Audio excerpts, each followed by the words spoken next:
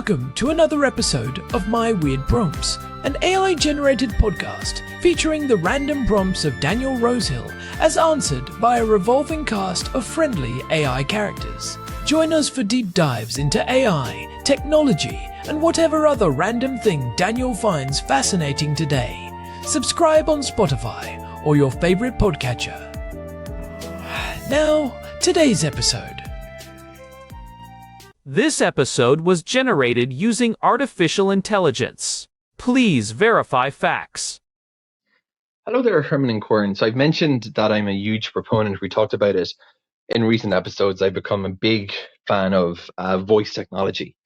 And through the power of ASR, automatic speech recognition, which has made affordable, accurate speech-to-text transcription so much more available and affordable than it was in the past, I've just been shifting to it for pretty much everything, whether it's writing out emails to writing AI prompts where you can fit in a lot of information and a lot more easily, which is a way of providing context, basically, if you record with your voice than if you try to slave away at a keyboard. A couple of other uses that I found for voice to text is meeting minutes and meeting agendas. So as you guys know, I do consulting, and I have one client in particular who it's a scheduled weekly meeting with. And the challenge I found for this workflow, where you might be working on independently on projects with that person for a week, but you've only got one weekly Zoom call, is it's very easy, especially when you're juggling multiple clients, which most people in the agency context are doing. Before the call, you're frequently like, wait, what did I do over the last week? You know you've done things, activities, but you can't quite remember exactly what were your activities, what do you need their approval for, what are your questions, all of that stuff. So what I found is that two art forms become very, very important: the art of the agenda and the art of the meeting minutes. And back in the day, of course, these were important functionalities that were handled by a specific person. So it's a blessing that with AI, we can maybe do some of this ourselves, because it's, a solo consultant is never going to have budget or resources to hire a dedicated meeting minutes taker. I know there's some apps that sit in on conversations, like they literally will join the meeting and take minutes. And I have to be honest, I've tried most of them, and I'm actually not such a fan. I much prefer to dictate my own impressions of the meeting, because there's something that sometimes things like tone of voice, how they reacted, an AI tool who's just listening to the just transcribing can't often capture that context, I think, as well. So I like to take control a little bit over the minutes taking and do that a bit more deterministically, but still using AI for then saying, okay, here's my dictated minutes, format this into a document, and I'll save it into the client folder. So Herman and Corn, the art, as I call it, of preparing for important meetings is quite an old one in business practice. We all sometimes feel like we have too many meetings, and I definitely tend towards less is more. But for more impactful meetings, I think a part of what can make them useful is when everyone coming into it has a clear agenda, basically, what they want to talk about. So in that vein, Herman and Corn, I'd love to get your thoughts about best practices in writing agendas. And we talked about contemporaneous notes in the last episode, and how it's often the best time to do it is right after the meeting has concluded. When I'm doing that and I'm dictating what happened in the meeting, again, best practices, what are some things you'd recommend doing to make sure that your client documentation is squeaky clean, and you can do the best job of keeping track of a whole bunch sometimes of moving projects in the life of a busy consultant. Over to you, Herman and Corn. Hey Herman, I was just looking at the calendar and realized how many meetings we have scheduled for the next 2 weeks. It is one of those stretches where it feels like the talking never stops, Herman Poppleberry here, and yes, I know exactly what you mean, Corn. It is the classic consultant's dilemma. You spend so much time in the meetings themselves that finding the time to actually document what happened and turn those conversations into progress feels like a secondary full-time job. It really does. And it is perfect timing because our housemate Daniel sent us a prompt about this very thing. He has been diving deep into voice technology and automatic speech recognition lately. He was asking about best practices for writing agendas and, more importantly, how to handle those contemporaneous meeting notes when you are using AI to format them. Daniel is really onto something there. He mentioned that he prefers dictating his impressions of a meeting rather than just letting a bot record the whole thing and transcribe it. I think that is a sophisticated distinction that a lot of people miss. They think the AI should just be a fly on the wall, but Daniel is arguing for a more active, human-led approach where the AI acts as the editor and formatter. Exactly. He is looking for ways to keep client documentation clear and effective, especially when you are juggling multiple moving projects. So, I want to start there, Herman. Why do you think he is finding that dictating his own impressions is better than just using one of those automated meeting recorders that joins the Zoom call? Well, it comes down to the signal-to-noise ratio. If you record an hour-long meeting, you might have 10,000 words of transcript. A lot of that is small talk, people talking over each other, or half-baked ideas that get discarded 2 minutes later. An AI can summarize that, sure, but it does not know what was important to the client's emotional state or what the unspoken subtext was. When Daniel dictates his impressions right after the call, he is performing a high-level data compression. He is filtering the raw data through his professional expertise before the AI even touches it. That makes sense. It is like the difference between a raw security camera feed and a detective's report. The camera sees everything but understands nothing.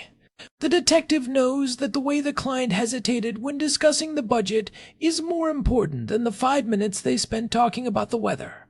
Precisely. And that leads us into the first part of his question, which is the agenda. You cannot have good notes without a good agenda. In my research into organizational psychology, the agenda is not just a list of topics, it is a contract. If you do not set the parameters before the meeting, your notes will inevitably be a mess because the meeting itself was a mess. So, how do we use AI to make that agenda better? If I am preparing for a meeting on a complex project, say a software rollout or a marketing campaign, how should I be thinking about that pre-meeting documentation? I think the biggest misconception is that an agenda should be a list of nouns. People write things like project update, budget, timeline. Those are useless. A high-performance agenda should be a list of questions or outcomes. Instead of project update, it should be, what are the 3 blockers preventing the Phase 2 launch? Instead of budget, it should be, do we need to reallocate funds from the media spend to the creative production? I love that. It forces everyone in the room to be an active participant rather than a passive listener. And if you are using an AI tool to help write that agenda, you can feed it the notes from the previous meeting and ask it, based on our last discussion, what are the 5 most critical unresolved questions we need to answer today? Right? And you can even take it a step further. You can ask the AI to play devil's advocate. You could say, here is my proposed agenda for the client. What am I missing that might cause a delay in 6 months? It helps you move from first-order thinking, which is just what we need to talk about today, to second-order thinking, which is what the implications of today's decisions will be down the road. That is a great point. Now, let us get into the meat of Daniel's question, the contemporaneous notes. He mentioned dictating his impressions right after the meeting. I have tried this, and sometimes I find myself just rambling. What is the best way to structure that dictation, so the AI can turn it into something professional for the client? This is where a lot of people struggle. They just hit record and talk. But if you want the AI to give you a clean, multi-project report, you need to provide some structural anchors in your speech. I like to use what I call the bucket method. As I am dictating, I will literally say the name of the bucket before I give the information. I will say, Project Alpha, status green. Action items for Project Alpha. Herman needs to review the contract by Friday. Then I will say, Project Beta, risk high. The client is worried about the supply chain delay. So you are basically tagging your speech in real time. Does that not feel a bit unnatural when you are just talking to your phone in your car or at your desk? It does for the first 3 minutes, but then it becomes a mental framework. It actually helps you think more clearly. It prevents that rambling you mentioned because you are forcing yourself to categorize the information as you recall it. And the beauty of modern large language models, especially the newer reasoning models we are seeing in early 2026, is that they are incredibly good at recognizing those verbal tags. You do not have to be perfect. You can say, oh wait, back to Project Alpha for a second, I forgot to mention the deadline changed. The AI will see that and move that piece of data to the right section automatically. That is the magic of it. It is not just transcription, it is synthesis. But what about the tone? Daniel is a consultant. His client documentation needs to be professional, but it also needs to be honest. Sometimes his impressions might be, the client seemed really frustrated today, even though they said everything was fine. How do you handle that sensitive information? That is a crucial distinction. I think you should maintain two separate outputs from the same dictation. One is the client-facing summary, which is professional, objective, and focused on deliverables. The other is the internal project memory. In your dictation, you can say, client-facing note, the timeline has been adjusted to account for additional testing. Then you say, internal note, the client is clearly feeling pressure from their boss, and we need to be extra proactive with communication next week to manage their anxiety. And you can tell the AI, generate two documents from this transcript. One is a formal summary for the client, and the other is a strategic briefing for my internal team. Exactly. And that solves the problem of keeping track of multiple moving projects. If you are doing this for 5 different clients, you can have the AI append these notes to a master project tracker. In 2026, we can even use agentic workflows where the AI takes the action items from this dictation and automatically updates the status in a project management tool like Notion or Linear. You know, what strikes me about this is the speed. Back in the day, or even just a few years ago, you would have to sit down, open a blank document, and try to remember everything. By the time you got around to it, you would have lost 20 or 30% of the nuance. By dictating immediately, you are capturing the information, while your brain is still in that high-resolution state. There is actually some fascinating research on this.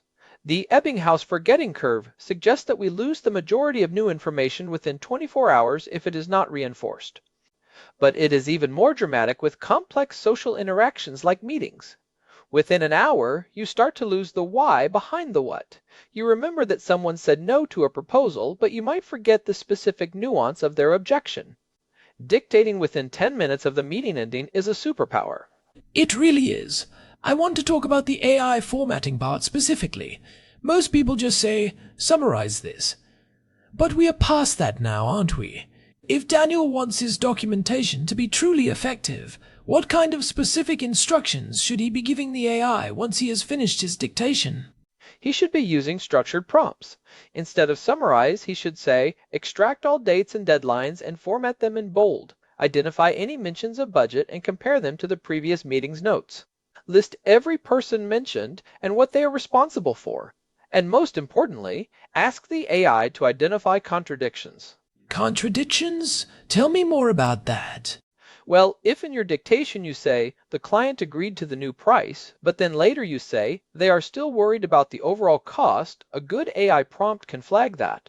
It can say, you mentioned an agreement on price, but also noted ongoing concern about cost. Would you like to clarify if this is a firm commitment or a tentative one? It acts as a cognitive coach, pointing out where your own impressions might be fuzzy. That is incredible. It is like having a junior consultant sitting next to you, reviewing your work in real time. But let us look at the other side of this. What are the risks? If Daniel starts relying entirely on this AI-formatted dictation, what could go wrong? The biggest risk is what I call the illusion of completeness. Because the AI output looks so polished and professional, you might assume it is 100% accurate. But AI can still hallucinate, or it might misinterpret a technical term.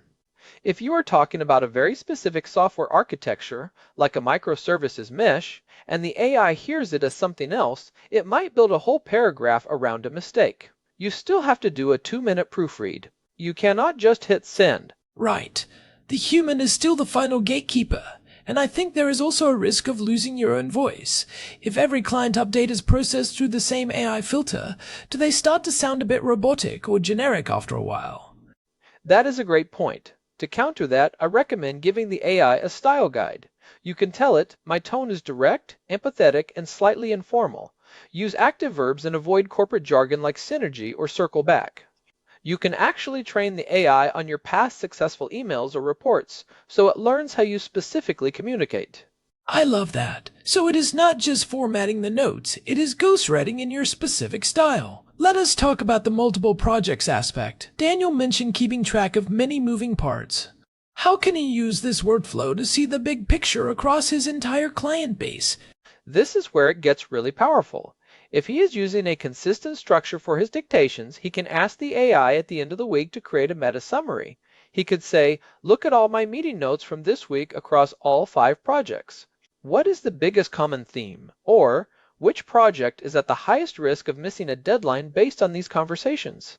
It allows him to move from being reactive, just handling one meeting at a time, to being proactive across his entire business. It is basically building a personal knowledge base that is searchable and queryable. You could ask, when was the first time Project X mentioned the delay in the API integration? And the AI could scan months of notes and give you the exact date and context. Exactly. And for a solo consultant like Daniel, that is a massive competitive advantage. Larger agencies have teams of people to do this kind of tracking. He can do it by himself with 20 minutes of dictation a day and a few well-crafted prompts. You know, we have talked a lot about the technology, but I want to go back to the human element of the dictation itself. Do you have any tips for how to actually speak so that the AI understands you better? I know the tech is getting better, but there must be some best practices for the speaker. Definitely. First, slow down. We tend to talk faster when we are excited or stressed after a meeting. A consistent, steady pace helps the ASR engine significantly.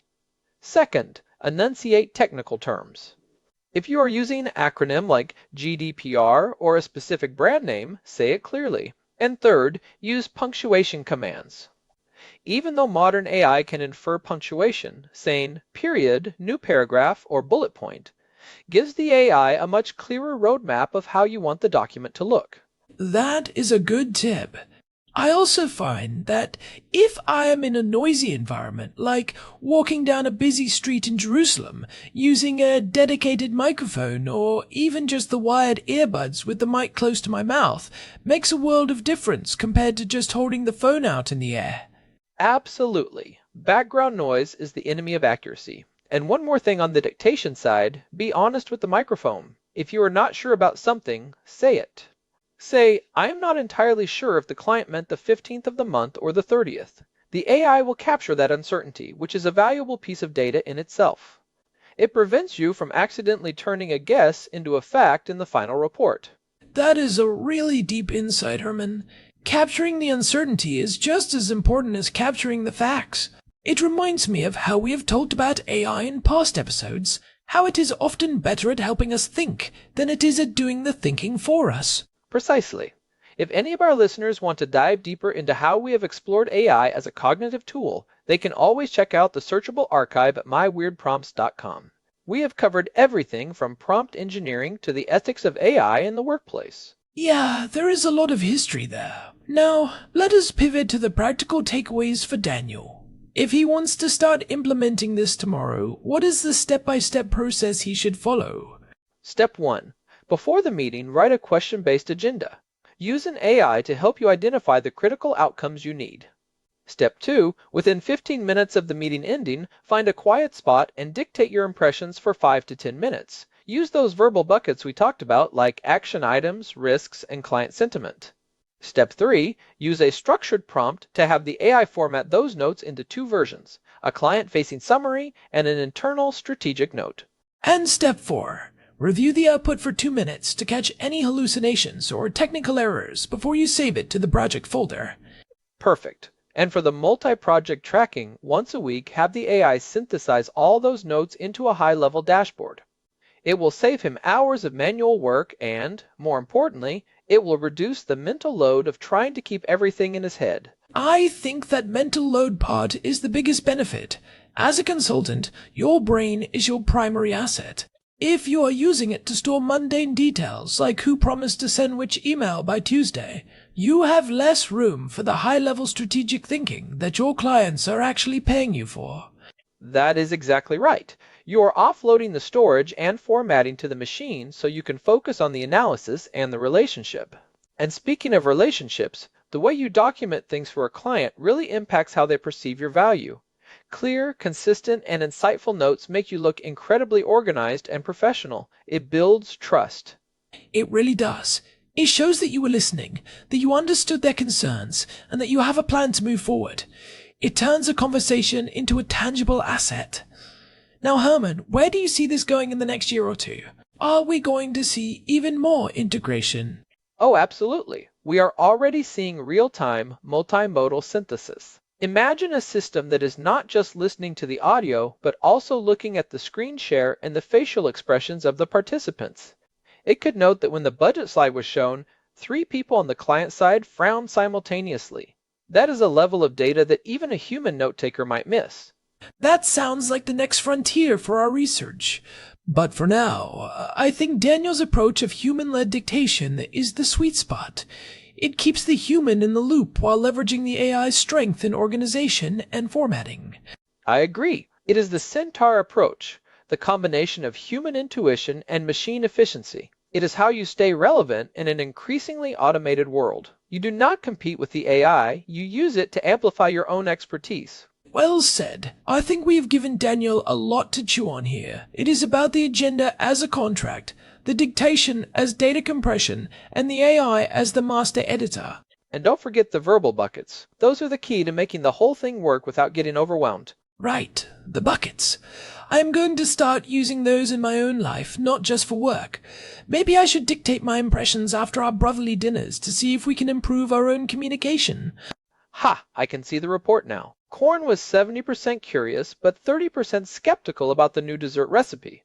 Action item, Herman needs to find a better chocolate to flour ratio. Exactly. It would certainly make our family disputes more data-driven. But in all seriousness, this is a game changer for anyone in a client-facing role. It is about professionalizing the mundane parts of the job so you can focus on the meaningful parts. Absolutely. And if our listeners have found this helpful, we would really appreciate it if you could leave us a review on Spotify or your favorite podcast app. It genuinely helps other people find the show and join our weird little community of explorers. Yeah, it really does make a difference. We love hearing from you all. You can find all our past episodes and a contact form at myweirdprompts.com. If you have a question or a topic you want us to tackle, send it our way. Thanks again to Daniel for the great prompt. It is always fun to explore how these new tools are changing the way we work and live together here in Jerusalem. Well, I think that wraps it up for today. I am going to go try out some of these dictation techniques right now. I have a meeting in 10 minutes, and I want to see if I can get my bucket sorted. Good luck with that. Just don't forget to enunciate those technical terms. I will do my best. Thanks for listening to my weird prompts. I am Corn. And I am Herman Poppleberry. We will catch you in the next episode. Take care, everyone. Peace out. Bye for now. This episode was generated using Gemini Flash 3. Text-to-speech engine was Chatterbox Turbo. Thanks for listening to another episode of My Weird Prompts, an AI-generated podcast featuring Daniel Rosehill's AI prompts, as answered by a revolving cast of friendly AI characters including me, Cornelius the Sloth. Subscribe on Spotify or visit myweirdprompts.com.